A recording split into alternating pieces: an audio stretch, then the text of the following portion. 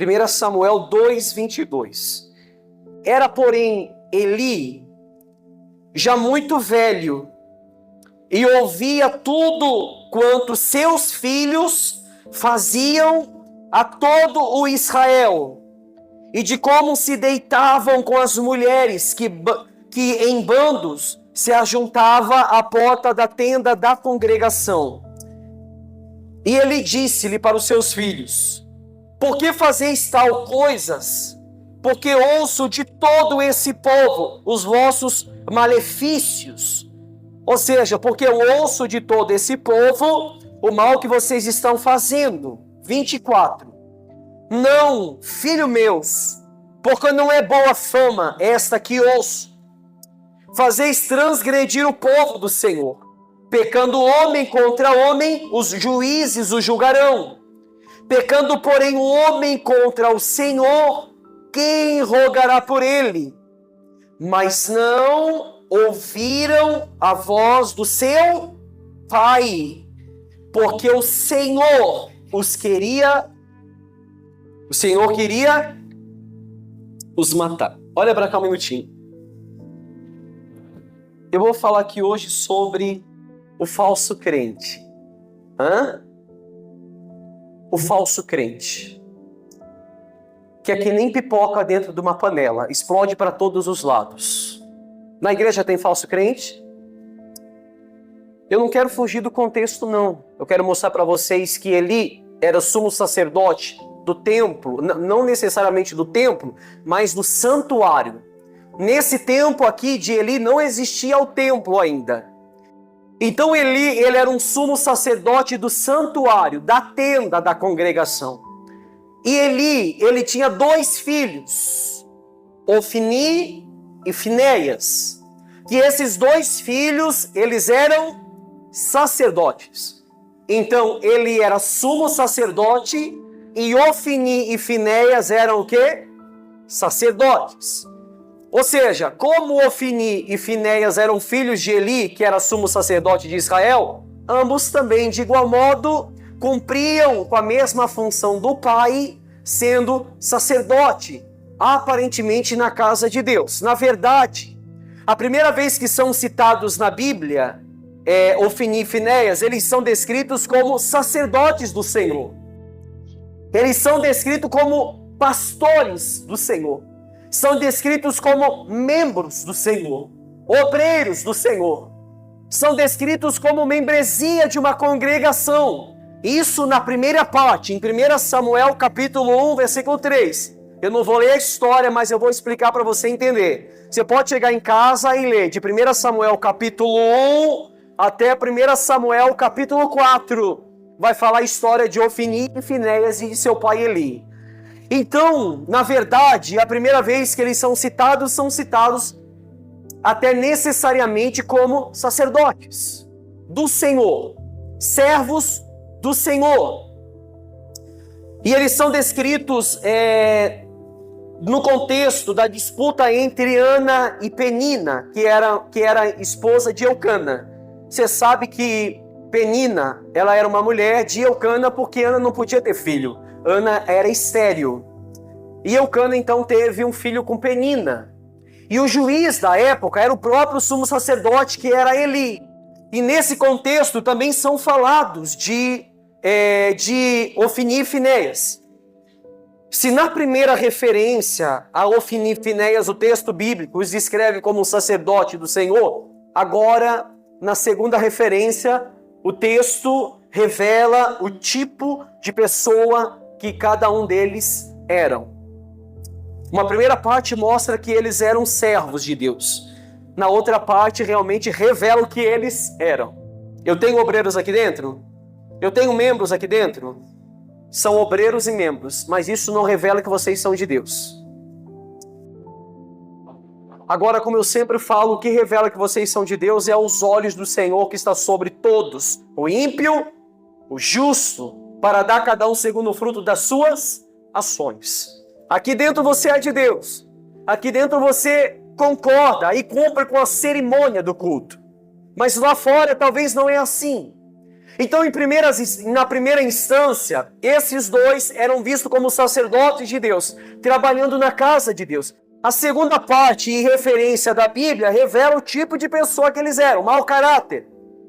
Pessoas que não cumpriam com aquilo que a palavra mandava. Em sua linhagem, de fato, Ofni e Finéias, sendo sacerdotes, mas na vida prática, eles eram verdadeiramente conhecidos como filhos de Belial. Filhos de Belial. Ou seja, mais conhecidos como filhos do diabo. Dentro do tabernáculo, filhos de Deus.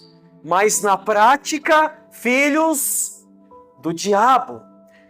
A Bíblia chama eles de filhos de Belial. Filhos do diabo. Isso significava que Ofni e Finéias eram ímpios, eram corruptos, inescrupulosos e sem valor algum. Sem valor algum. A palavra inescrupuloso significa que eles não hesitavam em lançar as mãos de meios desonestos ou desleais para conseguir algo. Eles usavam a sua função no santuário como sacerdote para roubar os outros, para fazer coisas erradas. Eles usavam o nome que tinham para aproveitar das mulheres no santuário. Na Bíblia, os filhos de Belial geralmente eram aquelas pessoas que promoviam a idolatria, que se envolviam com a imoralidade e que propagavam a mentira, propagavam também a rebeldia. Os filhos de Eli, Ofni e Finéias, eram tudo isso e um pouco mais ainda. Sem dúvida, o grande problema de Ofni e Finéias era que eles não se importavam com o Senhor. 1 Samuel 2,12 diz isso na parte B do versículo, que eles não se importavam com quem? Com o Senhor. Eles não tinham nenhum temor a Deus.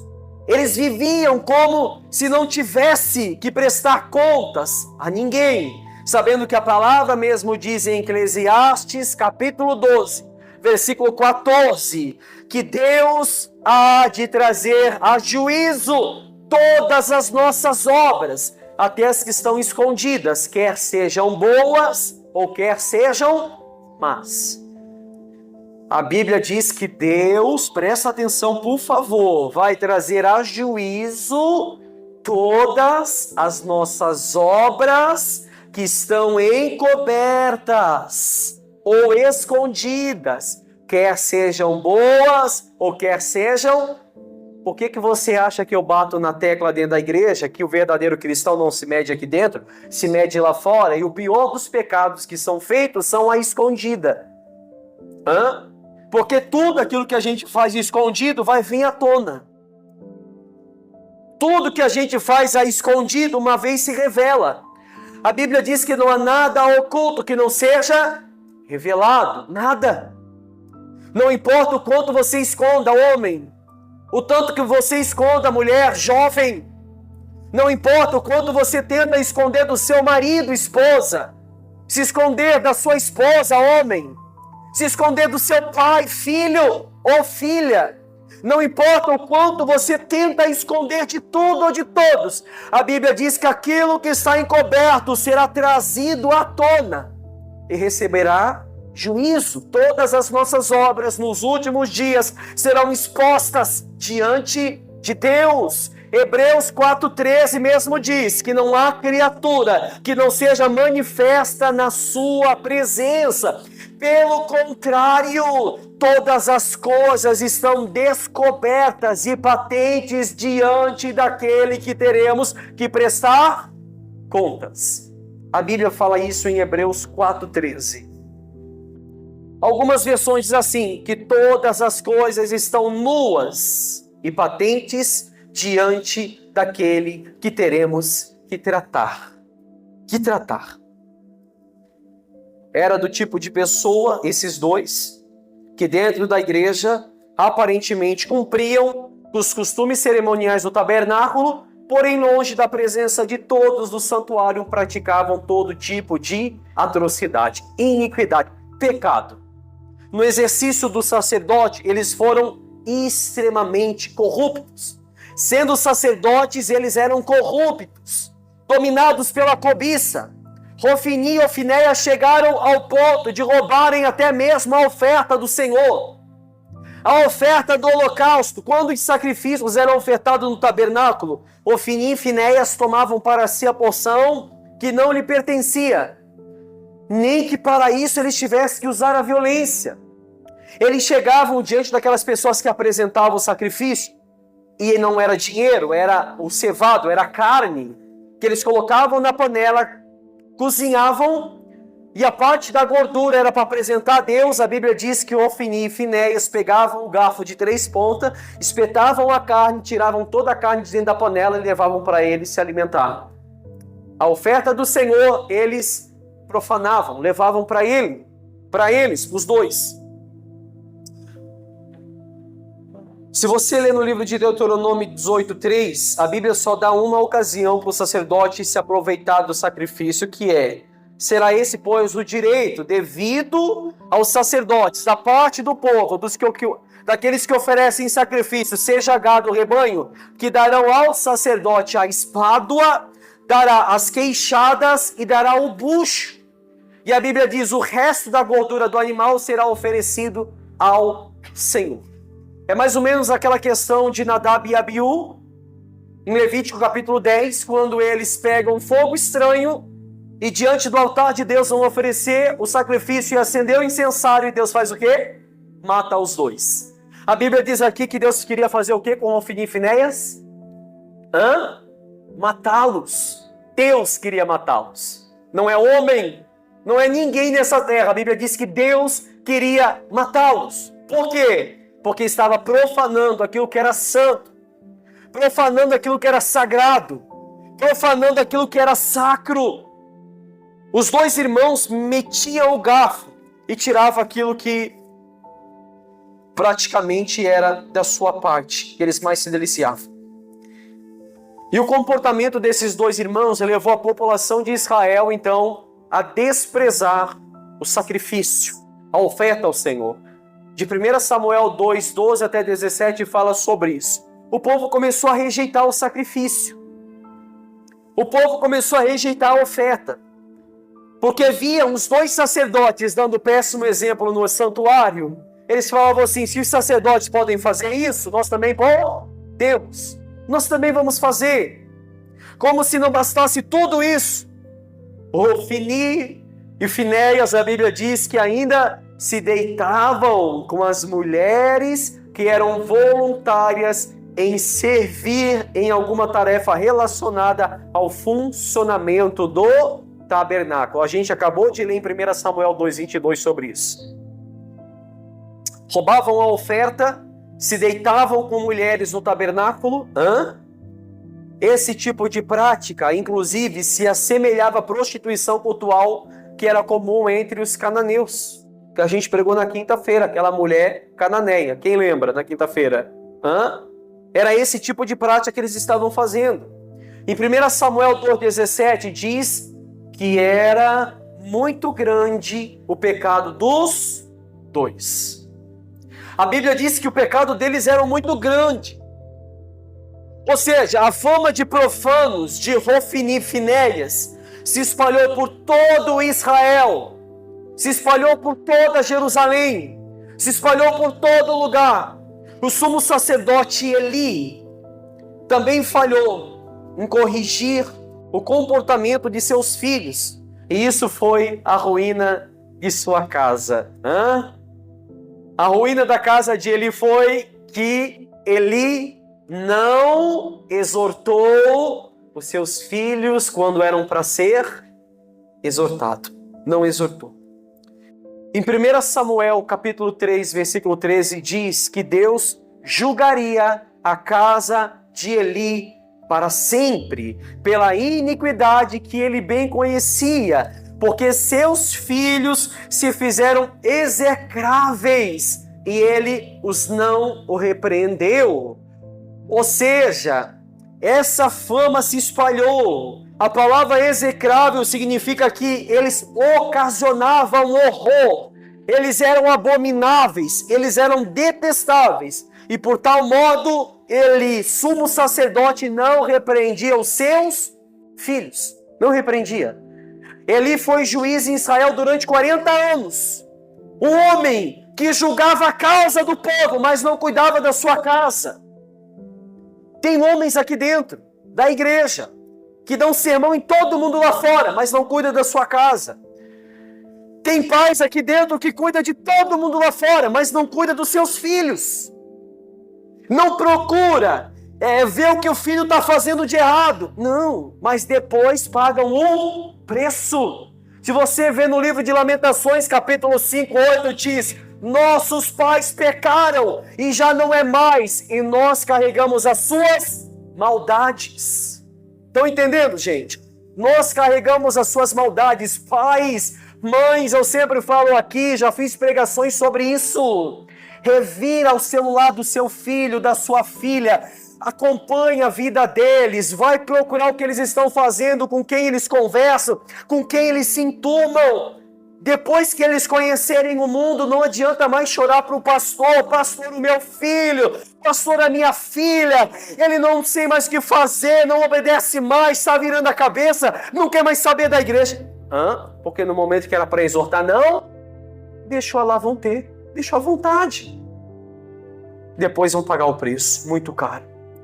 Muito caro. A partir do momento que a minha filha pega o celular, eu já falo: o que está fazendo aí, minha filha? Não, pai, estou aqui, ó. Ela mostra para mim. Pai, eu vou dormir na casa de tal fulano. Caso contrário, ela nunca dormiu, mas só na casa da Dinda dela, que é o meu irmão. Se for na casa de amiguinha, tem que saber, tem que conhecer. Os nossos filhos se desviam fácil. Pensa comigo, Eli, sumo sacerdote, um homem de Deus. Tinham 2 filhos que eram sacerdotes, mas péssimo exemplo. Porque a Bíblia diz que os pais não repreendiam os filhos, deixavam à vontade. Eu vou falar aqui o que eu falei já 300 vezes, 400 vezes. Pai, mãe, talvez se você está aqui um mês, pela primeira vez, segunda, não sei. Mas se o seu presente para o seu filho, quando ele criou uma certa maturidade, não foi uma Bíblia, foi um celular, você pecou feio em ser um pai e uma mãe piedosa, um cristão verdadeiro. Feio. A minha filha já leu a Bíblia, já leu uma vez toda, está indo para a segunda vez, todinha a Bíblia. A minha filha conhece metade do catecismo e vocês viram aqui. Eu sempre falo: já orou?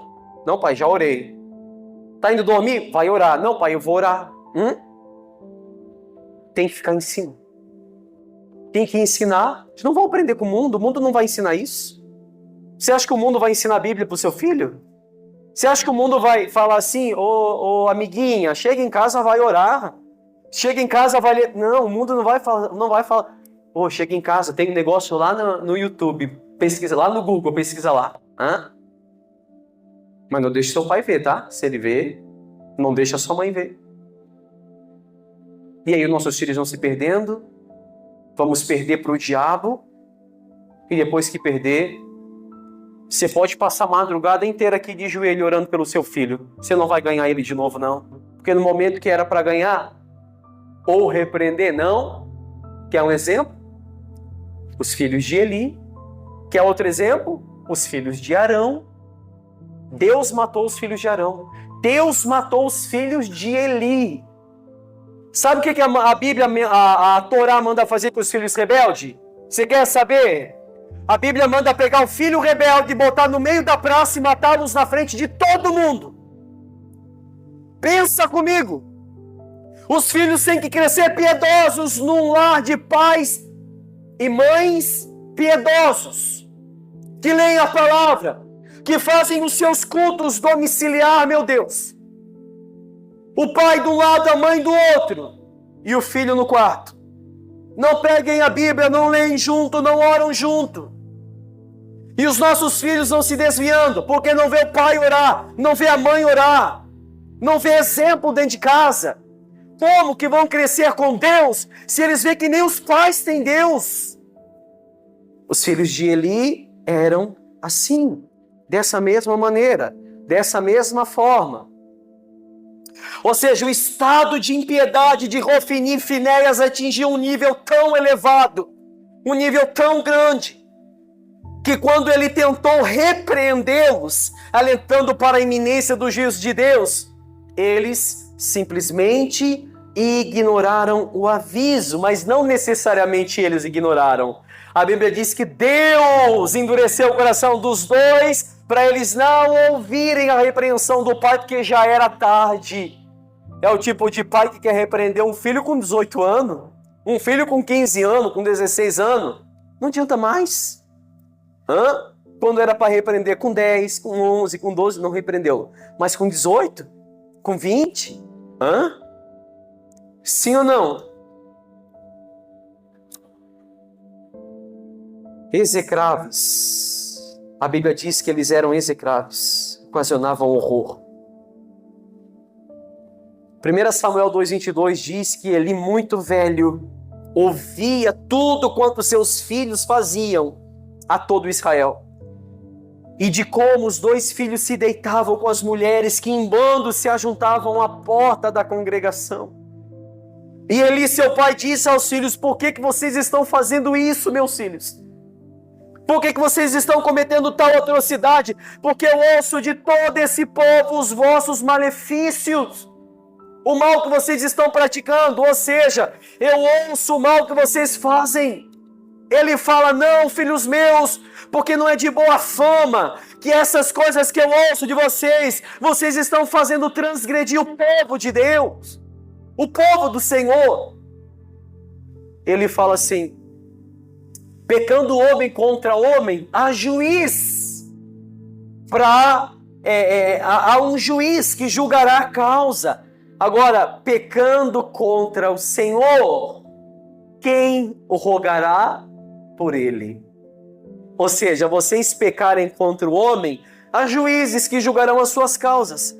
Agora, se vocês pecarem contra o Senhor, se vocês pecarem contra Deus, não haverá ninguém que poderá clamar por clemência pelas vossas causas, que vos livrarão da mão de Deus. Hebreus 10:31 diz que horrenda coisa é cair nas mãos do Deus vivo. Outras versões diz: horrível coisa é cair na mão do Deus vivo. Eu não quero trazer essa pauta aqui somente para os pais incrédulos da igreja, não. É para os falsos cristãos dentro da igreja também. É para os falsos congregacionais. Aqueles que congregam, mas não levam Deus para fora. Aqueles que estão dentro da igreja, mas até as suas redes sociais demonstram que são ímpios. Até os seus amigos de trabalho vejam que são ímpios. Até os seus colegas de colégio vejam que são ímpios. Até a sua família vê que são ímpios, meu Deus do céu. Eu não quero trazer só à tona os pais incrédulos de dentro da igreja, mas os falsos cristãos que estão dentro da igreja, mas causam escândalo lá fora. Causam escândalo, meu Deus. Se você ler no livro de Lucas 17:1, a Bíblia diz assim, presta atenção, por favor. A Bíblia diz assim, Lucas 17:1, é impossível que não venha escândalos, mas ai daqueles que por eles vierem. Bom seria que amarrasse uma pedra de moinho no pescoço e se lançasse ao mar. Ao mar. Homens, mulheres, obreiros de dentro da igreja. Os escândalos que vocês fazem lá fora e afastam pessoas da igreja, a Bíblia diz que bom seria vocês amarrarem uma corda no pescoço e se matar rápido. Pastor, que é isso? Olha aí em Lucas capítulo 17. Vê se ele não fala isso. Jesus falou assim, os escândalos vão vir. É impossível que não venham os escândalos. Vai acontecer, mas ai daqueles que por eles vierem os escândalos. Tem pessoas nos trabalhos que você trabalha que nem sabe que você é cristão, por vergonha, porque talvez dá um péssimo exemplo aonde você trabalha. Na sua casa eles até falam, vai para a igreja de novo? Para quê? Para que vai para a igreja? Infelizmente é isso que está acontecendo dentro da igreja. Eles não ouviram a voz do seu pai, não ouviram a repreensão do seu pai porque o Senhor queria matá-los. Deus queria matá-los. Na verdade, àquela altura, Deus, ele já havia entregado completamente Hofni e Finéias a sua própria depravação, de modo que com seus corações endurecidos e as suas mentes cauterizadas, eles já não tinham mais sensibilidade para se arrepender. É o tipo de pessoa que a gente prega, mostra na Bíblia, mostra a realidade e sai daqui falando mal ainda. Endurece o coração. Eu faço da minha vida o que eu quero. Tem muita gente no inferno que falava isso, mas até então estão no inferno. Sim ou não? Quando Deus entrega o homem à dureza do seu próprio coração, a sua ruína ela é inevitável. Quando Deus entrega o homem para a sua própria vontade, a sua ruína é inevitável. Romanos capítulo 1, versículo 20 diz: porque os atributos invisíveis de Deus, assim o seu eterno poder como sua própria divindade claramente se reconhecem desde o princípio do mundo, sendo percebidos por meio das coisas que foram criadas. Tais homens são, por isso, indesculpáveis. A Bíblia diz que tais homens são indesculpáveis, ou seja, são culpados. Portanto, todo conhecimento de Deus, ou tendo conhecimento de Deus, não o glorificaram como Deus, nem deram graças, antes se tornaram nulos em seus próprios raciocínios, obscurecendo-lhe o coração insensato, a Bíblia diz, inculcando-se sábios, porém loucos. Por isso Deus entregou tais homens à imundícia pelas concupiscências do seu próprio coração, para desonrarem o seu corpo entre si, pois eles mudaram a verdade de Deus em mentira, adoraram e serviram mais a criatura em lugar do Criador, o qual é bendito para todo sempre. A Bíblia diz que por causa disso Deus os entregou às paixões infames. Deus os entregou. Pior castigo que Deus pode entregar para alguém é entregar você realmente para você cumprir aquilo que você quer. Desejo de promiscuidade sexual, adultério, fornicação, vício, mentira, pensamentos facciosos, tudo isso. O próprio Deus faz o quê? Você quer isso? Então faça isso. Pior pecado que Deus pode dar para um homem na face da terra não é colocar uma doença, não. Mas é os entregar para suas próprias. Por isso tem muita gente que não se liberta. Deus já os entregou. Romanos fala isso. Tem gente que vai ficar na igreja, mas às escondidas vão ficar fazendo muita coisa de errado. Tem gente que vai continuar na igreja, mas a porcaria do seu celular na barra de pesquisa é só pornografia. E não vai ter uma pregação bíblica ali. Você vai ver que pessoas vão continuar na igreja, vão pegar os seus celulares usando só para os seus malefícios, e não para a edificação da sua alma. Você vai ver que vai ter pessoas que vão viver a vida toda dentro da igreja, e aqueles que estão lá fora nunca vão ver como verdadeiros cristãos, meu Deus. Nunca. Infelizmente está acontecendo isso dentro da igreja. Não na nossa, somente na nossa. Muitas igrejas fazendo a mesma coisa. Infelizmente está acontecendo. O texto bíblico revela que Deus avisou a Eli, avisou os seus filhos profanos, que eles morreriam no mesmo dia. 1 Samuel 2,34 fala isso. Hofni e Finéias tinham se tornado execráveis, e foi nesse contexto que o Senhor usou o jovem profeta Samuel para anunciar o juízo de Deus sobre a casa de Eli. O contexto está em 1 Samuel capítulo 3, que fala sobre o juízo que viria sobre eles. Tal como Deus havia avisado, Hofni e Finéias encontraram então a sua destruição de uma forma muito trágica. Muito trágica. Eles morreram numa batalha contra os filisteus em Afeque. Morreram lá. Na ocasião da sua morte, o exército de Israel chega para Eli, fala: Eli, os seus filhos morreram. E a arca foi levada, a presença de Deus foi levada. Quando Eli ouve isso, a Bíblia diz que ele cai da cadeira e quebra o seu pescoço. Quebra o seu pescoço.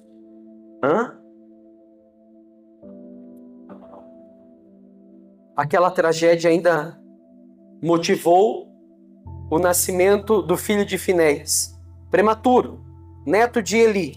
Quando a esposa de Finéias recebeu a má notícia, ela estava grávida.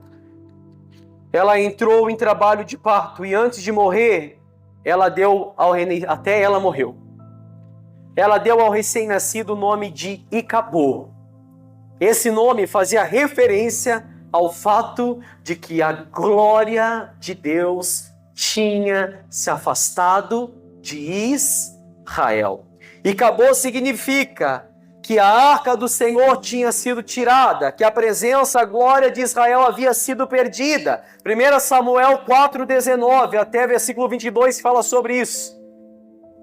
Pensa comigo o que o seu mau testemunho pode ocasionar na sua vida. Morte dos filhos e a presença do Senhor ser tirada de você. Talvez não é morte física, mas é o afastamento dele da presença de Deus. Não somente dele, mas a sua também. Se você deixar de repreender o seu filho, ele pode ir para muito longe e você nunca mais avistá-lo. Você pode perder o que você diz e ter mais precioso, que é a presença de Deus. Aquele tempo a arca representava a presença de Deus. Eis aí uma história, um grande exemplo de pessoas que viveram na igreja e acharam que poderiam esconder de Deus o que fazem fora dos quatro lados da religiosidade. Achavam que poderiam esconder. O maior julgamento para as pessoas que acontecerá será dos que acham que podem enganar a Deus. Podem enganar o homem, sim, mas jamais conseguirão enganar o Criador, que é bendito eternamente. Amém? Sabe o que Paulo fala para Filipenses no capítulo 2:12? A gente já pregou aqui. Paulo fala para os Filipenses assim: pois, meus amados, como sempre obedecestes, não só na minha presença, porém muito mais agora na minha ausência, desenvolvei a vossa salvação com temor e tremor. Em outras palavras, em outras versões também Paulo diz assim: como me alegro que vocês não são só cristãos na minha presença, só dentro da igreja, mas também na minha ausência. Quando vocês não estão no ambiente religioso, aqui ninguém faz nada. Aqui ninguém faz nada de errado. O problema é lá. Quando o seu marido não olha, quando a sua esposa não olha, quando o seu pai não olha, quando a sua mãe não olha. Está aí um grande exemplo. Como eu falei, essa passagem, essa história é pregada para mostrar a realidade dos falsos crentes que habitam dentro da igreja. Amém, pessoal? Infelizmente, a gente está chegando numa era que existe mais pessoas afastadas dentro da igreja do que verdadeiros cristãos. Mais afastado dentro da igreja. Talvez agora não, né? Mas faça um teste, pai. Fica com o celular do seu filho uma semana. Uma semaninha. Do seu filho, da sua filha. Uma semaninha. Você, marido, pega o celular da sua esposa. Você, esposa, pega o celular do seu marido. Vai direto para a barra de pesquisa. Direto para lá. Claro que muitos agora vão fazer o quê? Vou lá para o histórico, eu vou apagar. É? Mas é bom pegar agora no culto. Antes de chegar em casa. Estão apreensivos? Estão com medo? Pastor, não, meu celular é meu, tem senha, da minha esposa é dela, tem senha. Cada um tem a sua. Como é privacidade, pastor? Não. A Bíblia diz que quando vocês se casam, vocês se tornam uma só carne. Que privacidade que é essa? Meu celular fica o dia todo com a minha esposa, ela sabe o que se passa ali. Não tem o rabo preso com o diabo não, meu camarada. Mas faça isso. Enquanto você, pai, não perder o seu filho, você, mãe, não perder sua filha, você, esposo, não perder sua esposa, ou sua esposa não perder o marido. Porque os piores cristãos estão dentro da igreja, não estão lá fora. Sabe por quê? Pastor, peraí, aí tem... Não, aí o senhor falou uma coisa errada. Quem está lá fora, ele realmente fala, não, eu estou aqui porque eu faço coisa errada mesmo. Mas aqui dentro não é assim. Aqui a gente tem até uma auréola na cabeça. E vamos para a igreja como santos. E chegamos lá fora como um Satanás. Infelizmente. Sim ou não? Então isso aqui é para mostrar a realidade das pessoas que estão dentro da igreja, causando escândalos, afastando os pequeninos. Mas ai daqueles que por ele vier o escândalo. Pense nisso. Bom seria que amarrasse uma corda no pescoço, se lançasse ao mar. Ou seja, se mate porque, infelizmente, mais vale se matar do que dar péssimo testemunho. Amém?